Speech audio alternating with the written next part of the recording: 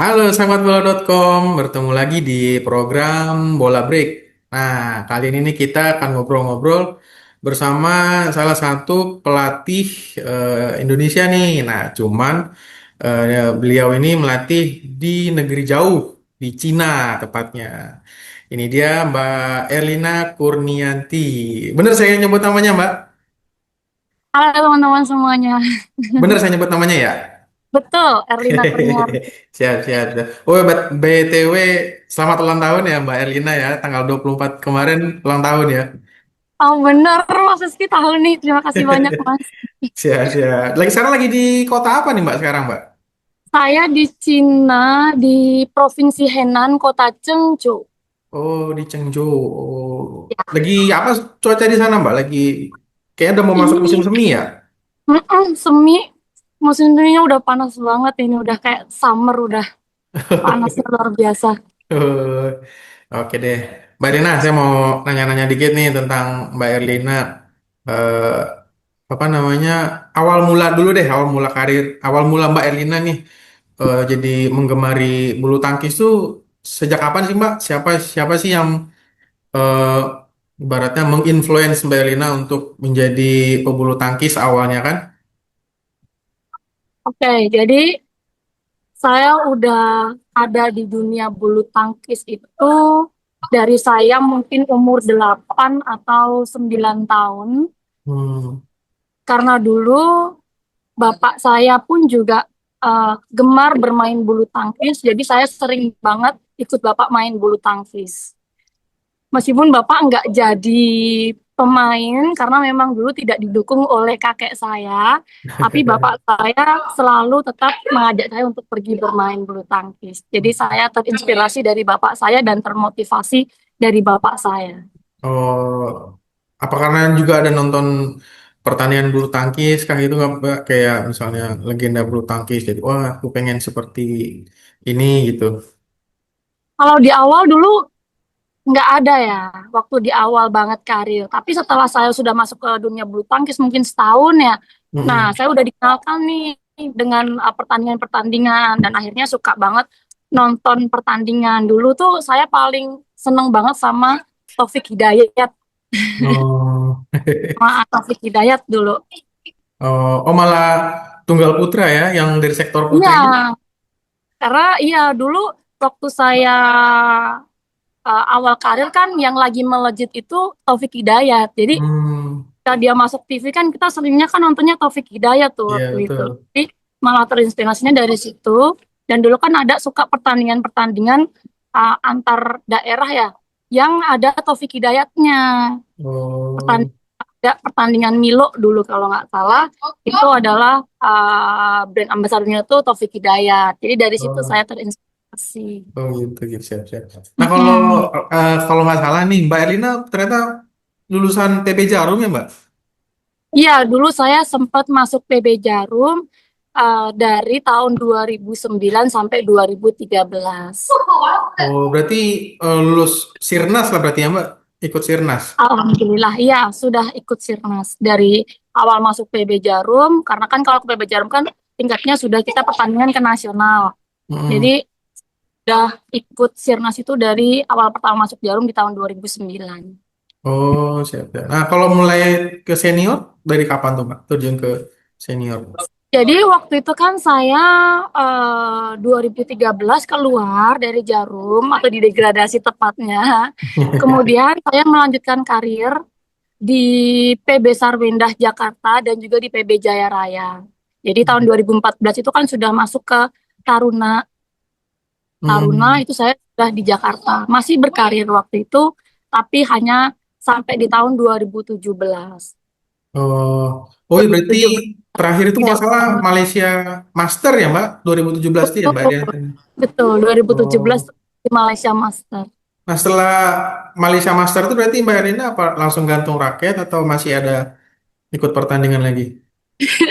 Panjang ya ceritanya ya, karena memang ini bukan keinginan saya sebenarnya ingin berhenti bulu tangkis karena Hmm. tidak ada cedera atau apa, dan saya masih belum merasa mentok untuk berhenti bulu tangkis, tapi ada beberapa keadaan yang mungkin tidak bisa saya jelaskan di sini dan mengharuskan saya untuk berhenti bulu tangkis. Lebih tepatnya sih ke politik, Mas. Oh, Kepentingan pribadi eh, dari beberapa oknum lah tepatnya kalau saya bilang. Dan kalau boleh sedikit share ya kasarnya saya dimatikan karirnya. waduh, iya waktu itu kan kalau nggak salah masih berarti 20 tahun lah Mbak. Berarti yang Mbaknya 2017 tuh ya. Iya, 20 tahun di 20 tahun. Nah, setelah dari 2017 itu, gimana cerita awal mula Mbak Elina bisa terjun ke dunia kepelatihan bulu tangkis gitu Mbak? Oke, jadi di tahun 2017 itu saya terombang-ambing. Saya nggak tahu mau ngapain karena Hmm, ibaratnya saya hanya di dunia bulu tangkis dan blok nggak tahu mesti apa. Itu iya. menurut saya fase down banget. Fase Hmm, down banget, tapi waktu itu saya masih kuliah. Jadi saya hanya berusaha untuk melanjutkan kuliah sampai lulus. Waktu itu di D3 Trisakti. hmm, Begitu.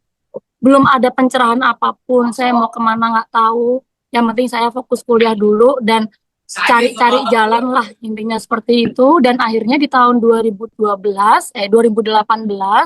saya hmm, mendapat tawaran untuk pergi ke Kanada dengan channel hmm, teman saya. hmm. Jadi 2018 saya pergi ke Kanada untuk melatih. Itu adalah awal mula saya untuk karir saya di dunia kepelatihan bulu tangkis. Kalau di Kanada berapa lama Mbak melatih? 1 tahun. Satu tahun. Itu di Tahun, jadi klub juga, di 2018. klub. Iya, di klub. Oh, dari Kanada terus ke Cina gitu. Enggak sebenarnya. Oh gitu. Terus kemana dulu? Pulang dulu ke Jadi, Indonesia atau gimana? karena ya mohon maaf, kalau di Indonesia saya merasa untuk pergi ke klub yang besar, itu Hmm, koneksinya memang harus kenceng dan hmm, regenerasinya menurut saya sedikit terlambat. Jadi dengan gaji yang menurut saya tidak banyak sebagai pelatih di Indonesia. Jadi setelah saya pergi ke Kanada, saya tidak memutuskan untuk terjun lagi ke dunia badminton, apalagi di hmm, Indonesia, apalagi hmm. menjadi pelatih. Menurut saya kayak nanti mau jadi apa ke depannya, seperti Iya. itu. Saya mikirin jangka panjangnya. Jadi saya sempat vakum dan akhirnya saya bekerja di Oh, perusahaan AC, air conditioner untuk mobil. oh gitu. Ya, as a HR sebagai bagian dari HR development. Terus bisa akhirnya terbang ke Cina tuh gimana ceritanya, Mbak? Itu butuh ini Pilihan nggak sih? Butuh ini nggak sih, Mbak? Butuh apa namanya? Lisensi kepelatihan nggak sih sampai akhirnya bisa ke Cina? sudah pasti harus mendapatkan lisensi kepelatihan. Um, Paling minimal itu adalah sertifikat yang memang sudah levelnya BWF itu level 1. Jadi Oh, ada yang namanya sekarang itu sertifikat kepelatihan yang memang dikeluarkan dari BWF dan minimal adalah level 1. Itu oh, itu Mbak minimal. Elina dapat lisensinya itu pas dari berangkat di Kanada atau udah harus ke Cina dulu persyaratannya untuk ke melatih di Cina? Iya, waktu itu saya sudah sempat dapat waktu saya ke Kanada gitu. Hmm. Udah ada sertifikat itu waktu itu. Oh, jadi ke Cina tinggal eh, menerima Ya, tawaran aja lagi ya? Oh, dari siapa Mbak? Kalau Mbak boleh Mbak Dina apa berbagi cerita yang ngajak Mbak boleh. Erina bisa ke Cina tuh gimana sih prosesnya akhirnya bisa dari apa namanya pekerja kantoran sebagai HR terus bisa tiba-tiba melatih di Cina gitu gimana tuh Mbak? Oke. Jadi kalau badminton itu kan sebenarnya kebanyakan adalah relasi Ya. relasi dari teman. Sedangkan saya dulu waktu saya masih berkarir di badminton, alhamdulillahnya saya mempunyai sedikit teman dan punya Hmm. sedikit nama. Karena saya juga sempat menjadi bagian dari pelatnas. Waktu itu saya sempat mendapat kesempatan untuk magang di pelatnas. Jadi nama Hmm. saya tidak terlalu buruk lah, ibaratnya seperti itu. Jadi Iya. waktu itu saya ingin pindah di perusahaan, pindah ke perusahaan yang berbeda karena saya ingin meningkatkan karir saya dengan salary yang lebih tinggi, dengan Iya, jabatan yang lebih tinggi. iya. Tapi saya ingin sekali untuk refreshing dulu karena lumayan jenuh. Saya nggak pernah sekolah, kemudian saya bekerja di perusahaan dengan pressure yang cukup tinggi. Jadi saya mencoba mencari waktu itu, mencari dengan jangka waktu pendek, waktu itu 3 bulan kalau nggak salah. Dengan cara, ya saya pengen coba-coba aja dulu. Akhirnya saya punya beberapa teman yang memang sudah pernah ke Cina, jadi saya bertanya ke mereka, ada nggak lowongan ini buat 3 bulan? Ada nggak lowongan ini? Dan ternyata banyak sekali malahan yang menawari saya waktu itu. Hmm. Jadi sebenarnya lebih ke relasi sih.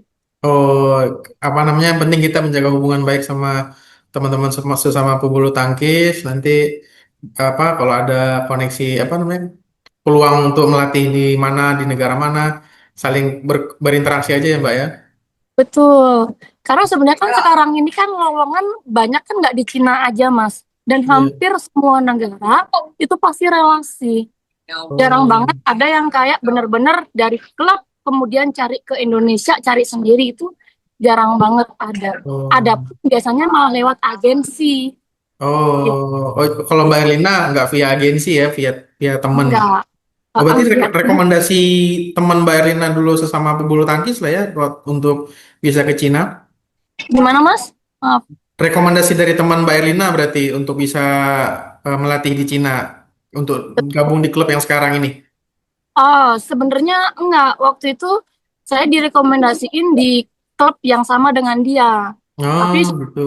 akhirnya dia menawarkan untuk ada teman saya yang di klub ini nih Mas. Ada teman Hmm. sengaja ini, kemudian dia mengatakan, kayaknya di tempat ini di Chengdu ini ada butuh tuh, coba kamu kontak dia gitu. Akhirnya saya Oh. kontak ke teman saya yang lain dan benar di sini butuh, akhirnya saya direkomendasiin ke sini gitu. Jadi Dari tahun relasi berapa? relasi lagi.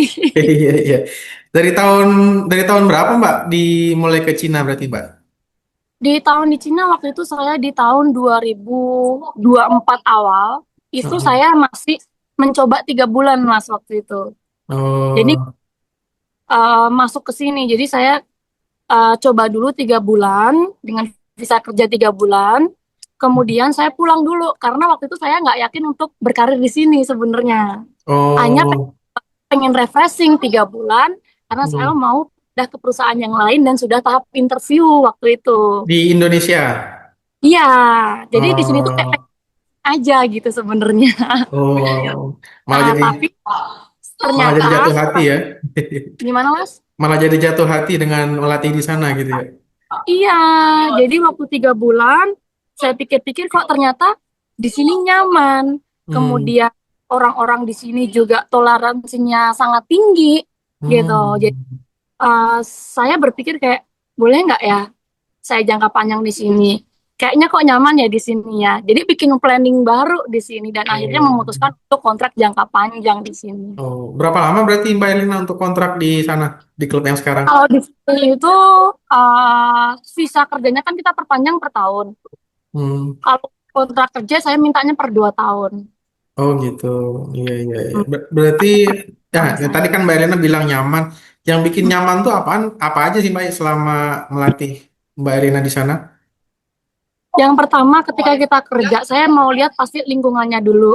Hmm, Dulu kalau kita orang nggak pernah ke Cina, mikir Cina itu kayak, aduh kayaknya di sana negara ini, kayaknya kok pada galak-galak, terus kayak iya. nggak ada yang apa, nggak mau berteman dan ketat lah kerjanya, bahkan lebih ketat dari perusahaan Jepang gitu kan. Nah, Hmm. ketika saya di sini ternyata kemudahan hidup itu ada banget, Mas. Saya bilang Hmm. lebih mudah hidup ini daripada hidup di Jakarta. Mohon maaf ya. Itu yang pertama. Jadi Iya. kemudahan hidup, kita beli makan, transportasi dan lain-lain itu semuanya nyaman. Kemudian yang kedua, toleransi itu sangat tinggi di sini. Hmm. Apalagi kan orang Islam ya Mas ya. Kayak misalkan saya mau sholat, saya Hmm. kerja jam 3 nih, kadang kan nabrak ya, nabrak sama jam sholat Jam sholat. asar. Iya. Ya, itu pun bos saya mengizinkan gitu. Saya untuk sholat, misalkan ada waktu sholat 10 menit, saya mau sholat dulu, atau misalkan nggak ada waktu istirahat, saya bilang ke bos saya mau sholat dulu gitu. Mereka mengizinkan. Jadi toleransinya tuh tinggi banget. Oh, disediakan juga berarti ruang untuk sholat ya Mbak ya? Nggak ada ruang untuk sholat, tetapi ada ruangan, ya diakal-akalin ke ruangan mana kah? Iya. Oh Misalkan di gitu. ruang manajer kah? Jadi ada banyak sekali akses untuk saya bisa sholat gitu di jam kerja saya. Oh, di sela-sela Ya, sebelum latihan lah ya. ya di sela-sela latihan intinya. Oh, oke. Nah, kalau Kemudian sebelum berangkat gimana ke Mas? Cina, sebelum berangkat ke Cina itu Mbak belajar bahasa Mandarin dulu nggak? Berapa lama gitu? Enggak, saya sampai sekarang masih belum les bahasa Mandarin. Oh, lah berarti kok Pantasnya. kalau melatihnya tuh gimana jadinya? Soalnya saya lihat di Instagram Mbak Elina tuh seperti udah fasih gitu, apa Heeh. namanya, ngasih instruksi ke anak-anak untuk latihannya pakai bahasa Mandarin. Ternyata terus gimana dengan itu Mbak komunikasinya jadinya? Oke, jadi di tahun 2024, karena bos di sini pun juga baru pertama kali menerima orang Indonesia, Hmm. jadi mereka menyediakan translator. Ada orang yang bisa berbahasa Inggris, sehingga saya ngomong bahasa Inggris, mereka bantu untuk menerjemahkan. Itu waktu di Hmm. tahun 2024. Hmm. Kemudian setelah itu, ya masih otodidak aja mas sebenarnya. Wah Karena keren. di tahun kemarin, di tahun 2025, Hmm. saya memutuskan untuk ambil kuliah. Waktu saya kontrak jangka panjang ke sini, saya putar otak untuk planning ke depan seperti apa. Jadi saya memutuskan untuk lanjut S2.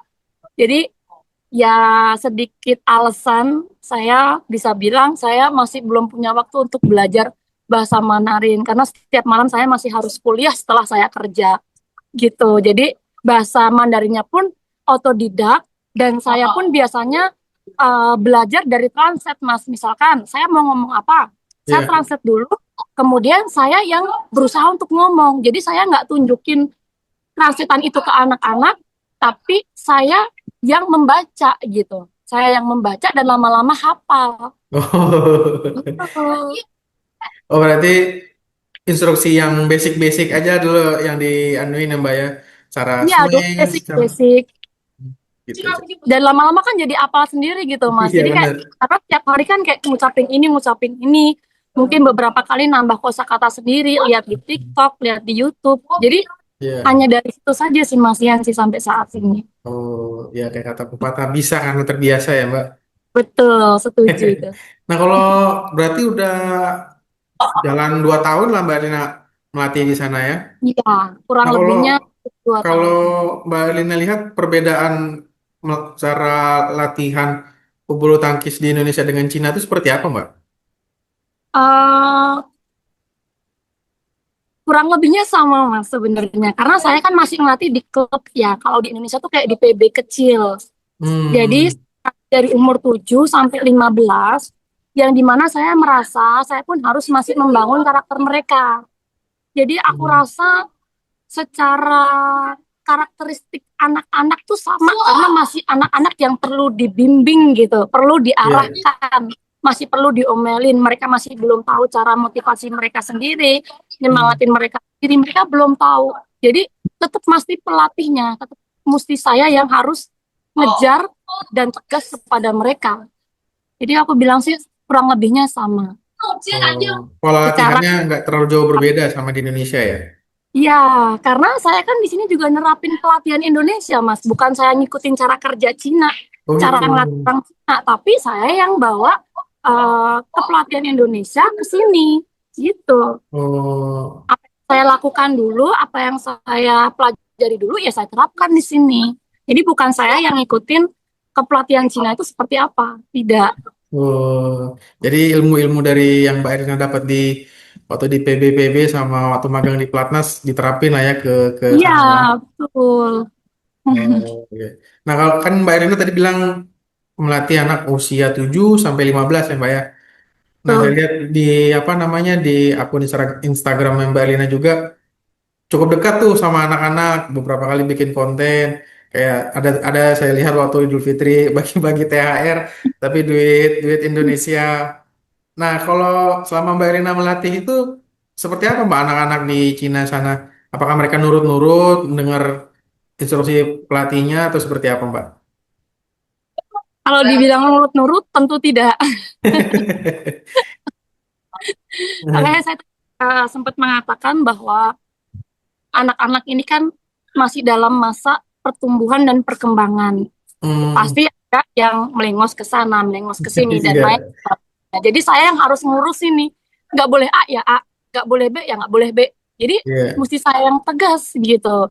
Tapi sejauh ini memang orang tua pun juga cukup mendukung Oh, dengan anak-anak karena memang saya pengen ada boundary ya. Karena menurut saya ketika anak-anak tidak percaya ke saya, dia tidak akan maksimal di lapangan dan tidak akan nyaman. Jadi saya ingin sekali dekat dengan anak-anak dengan cara komunikasi, apapun saya lakukan agar bisa berinteraksi dengan baik dengan anak-anak, entah di lapangan ataupun di luar lapangan. Itu yang hmm, pertama. Yang kedua, orang tua di sini pun juga mempercayakan kepada pelatih. Jadi ketika hmm, memang dia tahu anaknya salah, anaknya hmm, nggak benar, anaknya nggak nurut, mereka pun percaya kepada pelatih dan nggak masalah ketika saya mukul lah, saya hmm. teriak lah, saya tegas lah. Itu orang tua pun juga tidak mempermasalahkan hal itu. Oh, Jadi orang tuanya fair lah marah ya. betul orang tuanya sudah percaya banget kepada kita intinya. Hmm. Oh, jadi apa namanya? Tahu lah yang diajarkan itu untuk kebaikan anak-anaknya, bukan Betul, bukan untuk apa namanya hal yang buruk. Nah, betul. nah Mbak, anak-anak di sana ada ini nggak sih Mbak? Kenal sama legenda-legenda bulu tangkis Indonesia? Oh pasti ada. Jadi anak-anak tuh suka banget dulu Erlina gitu. Erlina, kamu tahu Taufik Hidayat gitu. Ya tahu lah, siapa yang nggak tahu Taufik Hidayat. Sukanya Taufik Hidayat, Mas. Jadi anak-anak di sini tuh suka Oh, Hidayat. Kemudian suka sama Jonathan. oh, Nah, saat ini suka sama ya Jonathan, Ginting. Itu hmm, mereka sukanya itu sekarang. Karena yang lagi hmm. terpopuler di Indonesia kan sekarang itu dengan anak-anak yang sekarang. Oh, siap, siap, siap. Ya, Ada momen lucu nggak sih Mbak waktu melatih sama anak-anak di sana gitu? Misalnya kayak katanya kan kata Mbak Erlina apa namanya belum terlalu fasih dengan bahasa Mandarin. Apakah mungkin pernah dalam pas latihan justru keceplosan pakai bahasa Indonesia atau mungkin keceplosan menggunakan bahasa Jawa gitu Mbak? kalau aku sih nggak pernah ya Mas ya, jarang banget kayak aku Heeh. keceplosan kayak gitu kan itu kan ibarat kata kan ngomel sendiri kan. Cuman hal-hal lucu yang sering aku dapatkan di sini itu adalah aku kan ngomongnya tuh masih medok banget ya Mas ya. Bahkan kalau Iya. ngomong bahasa Indonesia tuh kayak aku tuh ngerasa medok banget gitu. Jadi karena saking deketnya anak-anak aku itu ketika kita lagi break time atau free time, itu Hmm. anak-anak tuh suka ngikutin aku ngomong. Ditiru-tiru gitu Kayak Mbak. misalkan, iya ngikutin kayak misalkan kamu tuh kerja keras dikit gitu. Terus anak-anak tuh kayak kamu tuh kerja keras dikit gitu. Kayak Eh, misalkan kemarin pas mau pertandingan tuh Mas, kan saya izin ke anak-anak kan, aku besok nggak datang ya, aku mau pertandingan kayak gitu. Habis itu kan saya selalu bilang tuh kayak Nuli Itien, Nuli itu kan kayak kerja keras dikit. Anak-anak juga bilang aku kayak Nuli Itien Erlina, Rugo nipu, Rugo nipu, Guanjun Woke nipu Popu Igesiose gitu. Jadi mereka tuh ngikutin. Itu artinya tuh kayak kalau kamu nggak juara aku kasih kamu lari 1 jam ya. Jadi mereka tuh suka ngikutin hal-hal kayak gitu. eh, Hal-hal niru-niruin lucu. ngomel-ngomelan Mbak Erlina lah ya instruksinya Mbak Iya, Erlina ya. aku ngomel apa tuh mereka tuh suka inget. Abis itu kalau lagi kita break time, lagi bercandaan, mereka tuh suka ngikutin aku ngomong. Kalau itunya Mbak, apa namanya tadi kan yang momen lucu. Kalau momen-momen yang bikin kesel gitu, kayak gimana tuh Mbak? Apa tuh? Momen kesel pasti ada. Salah satu hal yang saya kurang suka adalah ketika em, ada orang tua yang tidak mempercayakan kepada kita, padahal kita sudah berusaha sebaik mungkin dan sangat serius memegang anaknya. Hmm, Karena balik lagi ya Mas ya, kita itu kan as a business service ya, jadi suka ya. nggak suka itu pasti ada. Dan Oh, itu oke. hal yang bikin saya kayak agak nggak nyaman ya ketika Oh. saya berikan servis sepenuhnya tapi ternyata masih ada komplain dari orang tua tentang Erina kok gini dan dan tidak percaya kepada saya sepenuhnya. Itu agak nyesek sih, agak apa ya? Ya nggak enak lah, nggak nyaman lah. Iya, iya, iya. Padahal kita udah ngasih yang terbaik ya Mbak buat anak-anaknya ya. Betul. Tapi ya nggak bisa dipungkiri karena mereka kan customer ya, customer adalah raja. Jadi mau nggak mau kita tetap harus menerima komplain dan kita harus melihat diri kita sendiri juga, bener nggak sih gitu, apa emang kerja kita emang ada yang salah. Jadi Hmm.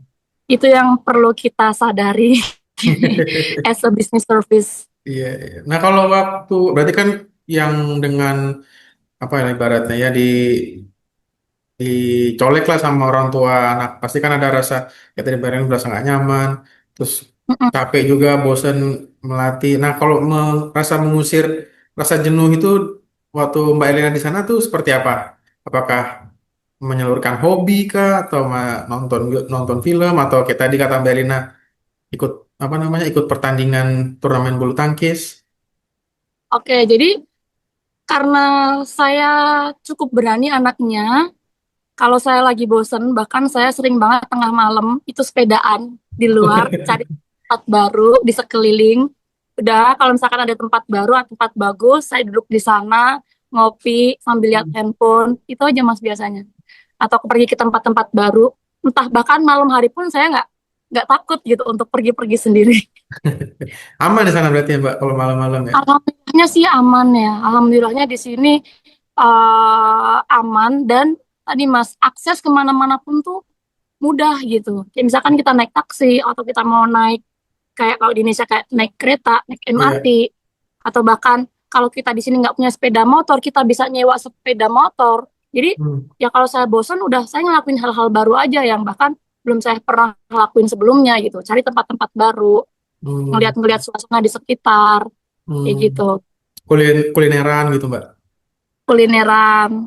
Kulineran sih saya nggak terlalu ini ya Mas ya, nggak terlalu suka. Saya lebih suka ngeliat tempat-tempat baru sih. Hmm. Ngopi biasanya. Nah kalau untuk tadi apa namanya masih bermain bulu tangkis tuh untuk apa Mbak? Maksudnya ya masih ikut turnamen gitu atau gimana tuh Mbak? Jadi kalau di sini kan memang saya tidak diwajibkan untuk ikut pertandingan. Hmm. Tapi saya sebagai mantan atlet, saya masih suka main bulu tangkis. Mungkin hanya Hmm. untuk sekedar hobi Hmm. atau memang untuk menjaga biar ilmunya tuh nggak hilang lah ibarat kata gitu. Iya. Dan ketika ada turnamen, kadang bosnya nawarin, ada turnamen nih, kamu mau ikut nggak? Kalau saya siap, saya ikut. Kalau misalkan saya nggak siap, saya nggak ikut. Jadi ya hanya sekedar ingin aja sih, nggak ada keharusan untuk ikut turnamen, tidak ada. Oh, jadi ibaratnya ya biar inilah ya tetap terjaga kemampuan bermain bulu Ya, tangkisnya ya. Hmm. Nah, ngelihat Mbak. juga mas levelnya, mas. Kalau misalkan pertandingannya levelnya nasional ya kayak nggak dulu deh, nggak dulu. Oh berarti masih level ya daerah gitu aja Mbak berarti Kabu. Iya, biasanya kalau ini kan di provinsi aja yang ngadain tuh daerah-daerah lokal. Itu sih masih nggak masalah atau masih daerah provinsi. Karena kan kita, Kenan ini kan provinsinya nggak terlalu yang besar ya. Jadi saya masih bisa ngatasin lah.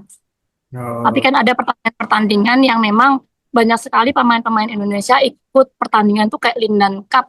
Pertandingan paling bergengsi di sini kan Lindan Cup namanya. Lindan yang mengadakan. Itu biasanya pemain-pemain luar tuh. Pemain Indonesia, Malaysia, luar negeri tuh pada ikut. Jadi kayak hmm. kalau saya ikut ke sana kayak, aduh nggak dulu saya bilang. Karena mereka kan memang masih fokus untuk latihan kan biasanya. Iya, iya, Lawan-lawannya. iya, iya. Nah, Mbak, eh, selain kayak tadi kata Mbak Lina kan, Mbak Lina aja pengalaman melatih di Kanada, di Cina. Berarti kan ternyata pelatih-pelatih bulu tangkis Indonesia tuh banyak tersebar di beberapa negara atau di sejumlah negara di dunia. Nah, Mbak Elina melihat dan pengalaman Mbak Elina sendiri di waktu di Cina, kira-kira apa sih Mbak yang membuat pelatih-pelatih bulu tangkis Indonesia tuh banyak yang menjalani karir di luar negeri? Menurut saya sendiri, di Indonesia itu kan banyak klub besar seperti Jarum, Jaya Raya, Hmm. Mutiara. Hmm. Nah, untuk generasi kita, generasi Z ya, atau bahkan milenial, untuk Hmm. masuk ke sana itu tidak mudah. Kenapa saya bilang tidak mudah? Regenerasinya menurut saya kurang dan kuotanya itu sedikit, Mas, untuk melatih di sana. Oh. Contohnya, pelatih saya, waktu itu kan saya masuk 2009 ya di Jarum. Sampai sekarang, dia pun masih ada di Jarum. Jadi, gitu. Oh. Ya, dan kuota misalkan kuota di sana misalkan anak 100 ya udah 100 aja gitu. Jadi kemungkinan untuk menambah pelatih itu kan sangat jarang. Dan regenerasinya pun juga tidak secepat itu. Jadi Hmm. anak-anak seumuran kita, umur 20 atau bahkan sampai 30, ketika mau masuk ke klub besar atau Hmm. klub yang memang sudah ada pelatihnya, ya sedikit susah. Kalaupun mau, ya masuk ke klub yang memang klub-klub kecil. Jadi banyak banget sebenarnya pemain-pemain bulu tangkis di Indonesia tuh yang nganggur atau bahkan ya mereka cuma masuk ke klub-klub kecil yang notabene ya salary-nya menurut saya sangat pas-pasan aja gitu. Kalau untuk nabung menurut saya agak sedikit kurang seperti Oh. itu. Berarti malah justru banyak pelatih-pelatih muda lah ya cari pengalaman ke luar negeri jadinya ya. Iya, jadi malah sekarang kan kebanyakan umur 18 sampai 30 Mas yang di luar negeri. Dan menurut saya ya ini adalah hal yang bagus yang bisa kita manfaatkan sebagai anak-anak muda begitu. Jadi menurut saya nggak ada salahnya, malah bagus gitu untuk kita ke depan. Hmm, selain berarti salary tadi lah ya tetap yang bikin banyak pelatih Indonesia yang ke luar negeri atau ada hal lain gitu Mbak kira-kira yang membuat Kuota akhirnya Mas. Tapi lowongan kerjanya ya, lowongan kerja di hmm, Indonesia itu kan sedikit tadi saya bilang kuota untuk menjadi pelatih Indonesia itu kan sedikit, sangat sedikit. Kayak misalkan tadi saya contohkan di Jarum, kuotanya pelatih sekian. Sedangkan hmm, pelatih yang lama aja masih ada. Untuk generasi muda mau masuk itu kan susah gitu kan. Paling bisa iya. masuk kan cuma satu dua. Padahal generasi yang sekarang yang pengen melatih kan banyak, Banyak. ada ratusan gitu. Jadi Oh, kuotanya pun sedikit. oh, kalau sepengetahuan Mbak Elina di Cina ada berapa pelatih Indonesia Mbak? Sekarang udah banyak banget Mas, lebih dari 200-an.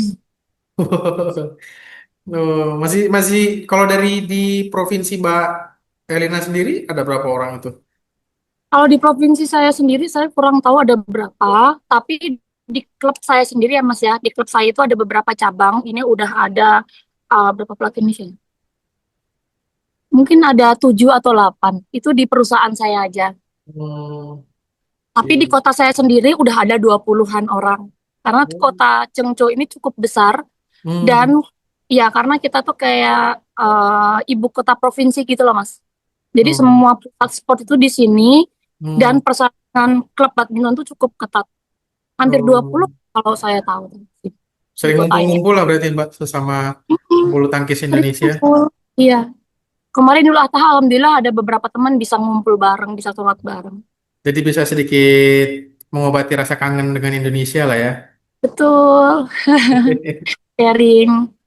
Nah, Mbak Irina kan sekarang dengan usia udah 29 tahun, apa namanya karir sebagai pelatih kan masih pasti bakal masih panjang nih Mbak. Betul. Planning Mbak Irina ke depan tuh seperti apa? Apakah akan tetap selamanya di Cina atau pindah negara? Ataukah mungkin balik lagi ke Indonesia mungkin? Sudah pasti saya akan kembali ke Indonesia. Saya tidak akan berkarir lama di sini karena saya tahu kebanyakan orang Indonesia, mantan atlet Indonesia yang pergi ke luar negeri itu survive untuk bisa mengumpulkan uang dan bisa kembali ke Indonesia.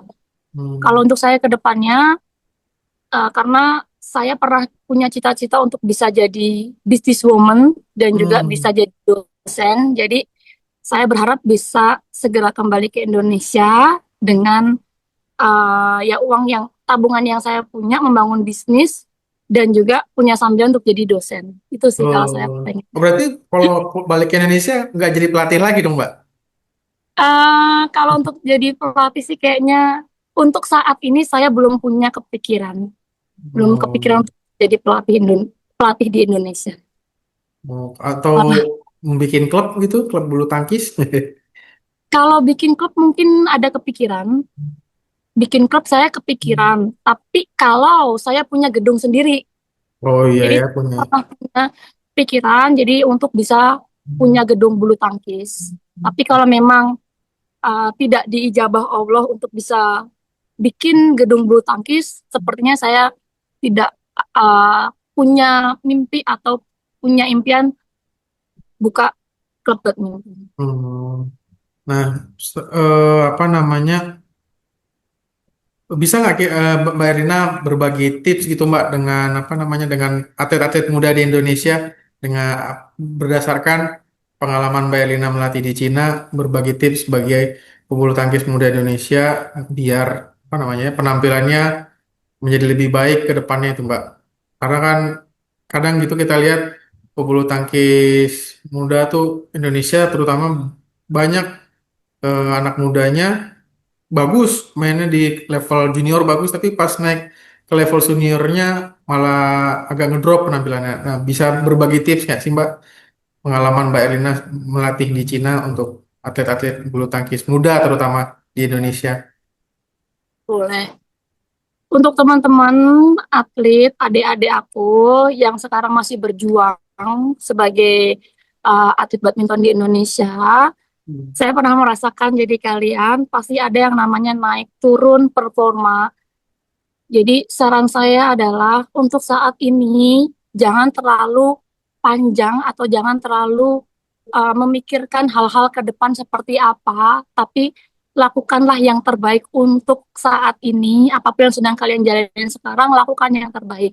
Karena ketika kalian sudah maksimal dengan apa yang kalian lakukan sekarang, saya yakin hal-hal yang kalian lakukan sekarang akan berdampak baik di kemudian hari.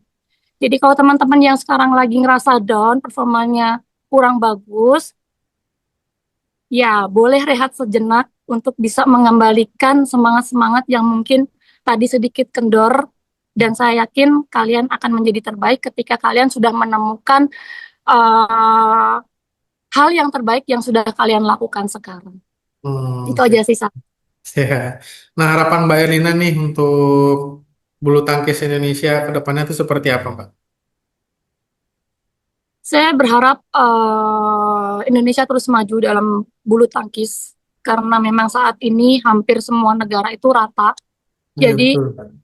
tingkatkan terus evaluasi apa yang bisa kita perbaiki, mungkin dari pembibitan, mungkin dari kepelatihan, mungkin dari program yang kita lakukan, atau bahkan mungkin dari manajemen internal dari PBSI sendiri. Jadi memang harus ada kerjasama dari klub kecil sampai PBSI dan juga kepengurusan tentang manajemen development ini. Itu aja sih menurut saya sih, Siap, Mas. siap, Jadi siap. supaya lebih berkembang Indonesia dan tidak kalah dengan negara-negara yang lain, itu aja. Oke deh, siap. Terima kasih banyak ya, Mbak Elina atas obrolannya. Menarik sekali pengalaman Mbak Sama-sama. Elina di sana. Terima kasih banyak sudah berbagi dengan saya di pol.com di program Bola Break hari ini. Terima kasih Mbak Elina. Baik, sahabat Sama. bola.com, itu dia perbincangan saya dengan Mbak Elina Kurnianti yang saat ini sedang melatih di Cina. Nah, mari kita doakan supaya karir Mbak Elina di sana berjalan lancar dan mampu melahirkan atlet bulu tangkis terbaik dah dari sana ya Mbak. Amin. Terima kasih Mbak Elina. Oke, sahabat bola.com, sampai jumpa di program Bola Break berikutnya. Dah.